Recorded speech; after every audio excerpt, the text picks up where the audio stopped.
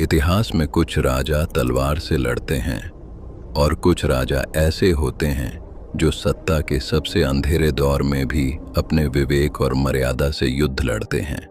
आज हम ऐसे ही एक राजा की बात करेंगे।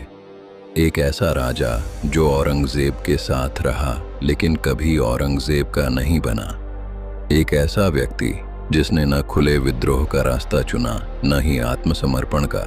उसका नाम था महाराजा जसवंत सिंह राठौड़। जब औरंगजेब ने सत्ता संभाली तो वह जानता था कि हिंदुस्तान को सिर्फ तलवार से नहीं चलाया जा सकता, खास तौर पर राजस्थान जैसे क्षेत्र को। राजस्थान की रियासतें केवल राज्य नहीं थीं, वे परंपरा, सैन्य शक्ति और सम्मान की प्रतीक थीं, और जोधपुर इन सब का केंद्र। और जोधपुर का राजा जसवंत सिंह। यही कारण था कि औरंगजेब जितना कठोर बाहर दिखता था, जसवंत सिंह के मामले में उतना ही सावधान था। जसवंत सिंह ने कभी खुले शब्दों में विद्रोह नहीं किया, लेकिन उन्होंने कभी औरंगजेब की नीतियों को दिल से स्वीकार भी नहीं किया। वह मुगल दरबार में रहे पर मुगल सोच के नहीं बने। यही सबसे खतरनाक स्थिति होती है किसी शासक के लिए, जब सामने वाला दुश्मन नहीं लेकिन अपना भी नहीं होता। औरंगजेब ने हिंदू विरोधी नीतियां बनाई, मंदिरों पर आदेश दिए, जजिया जैसे कर की योजना बनाई। लेकिन राजस्थान में ये नीतियां कागज पर जितनी सख्त थीं, जमीन पर उतनी लागू नहीं हो सकीं। क्यों?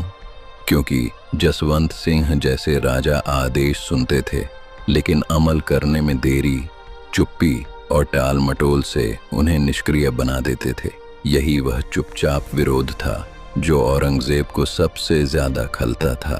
अब बात आती है शिवाजी की। इतिहास में यह बात साफ है कि जसवंत सिंह और शिवाजी के बीच कोई खुला सैन्य गठबंधन दर्ज नहीं है, लेकिन यह भी उतना ही सच है कि दक्कन में जब मराठा शक्ति दबाव में थी, तब उत्तर भारत से गुजरने वाले रास्ते, रसद और शरण पूरी तरह बंद भी नहीं थे।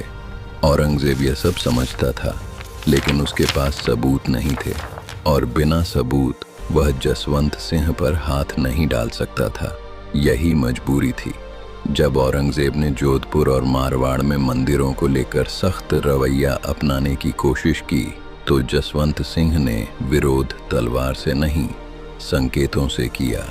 राजपूत परंपराओं में एक प्रसिद्ध कथा मिलती है कि जब मंदिर तोड़ने की बात आई तो जसवंत सिंह ने कहा, अगर ऐसा हुआ तो काबुल की मस्जिदें भी सुरक्षित नहीं रहेंगी। यह कथन भले ही शब्दशः इतिहास में दर्ज न हो, लेकिन इसका भाव पूरी तरह ऐतिहासिक है। यह दर्शाता है कि जसवंत सिंह डरने वालों में से नहीं थे। औरंगजेब समझ गया था कि इस राजा को दबाया नहीं जा सकता, केवल दूर रखा जा सकता है। यही कारण था कि जसवंत सिंह की पोस्टिंग काबुल कर दी गई। ऊपर से यह सम्मान लगता है, लेकिन असल में यह एक राजनीतिक चाल थी।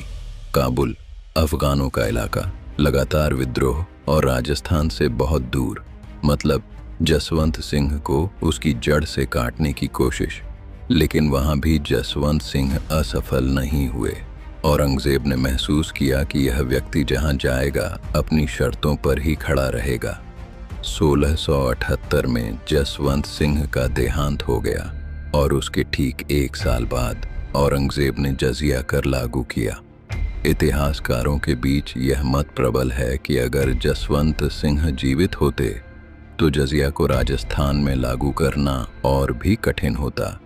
उनकी मृत्यु के बाद औरंगजेब ने मारवाड़ को सीधा अपने नियंत्रण में लेने की कोशिश की, जिसका परिणाम आगे चलकर राजपूत विद्रोहों और अस्थिरता में बदला। जसवंत सिंह कोई क्रांतिकारी नारा देने वाले राजा नहीं थे। उन्होंने इतिहास में शोर नहीं मचाया, लेकिन उन्होंने जो किया वह कहीं ज्यादा प्रभावशाली था। उन्होंने सत्ता के सामने खड़े होकर नहीं, सत्ता के भीतर रहकर उसकी सीमाएं तय की। और शायद यही कारण है कि इतिहास कहता है, औरंगजेब कई युद्ध जीत गया, लेकिन जसवंत सिंह को कभी पूरी तरह पराजित नहीं कर पाया, क्योंकि कुछ युद्ध तलवार से नहीं, चरित्र से जीते जाते हैं।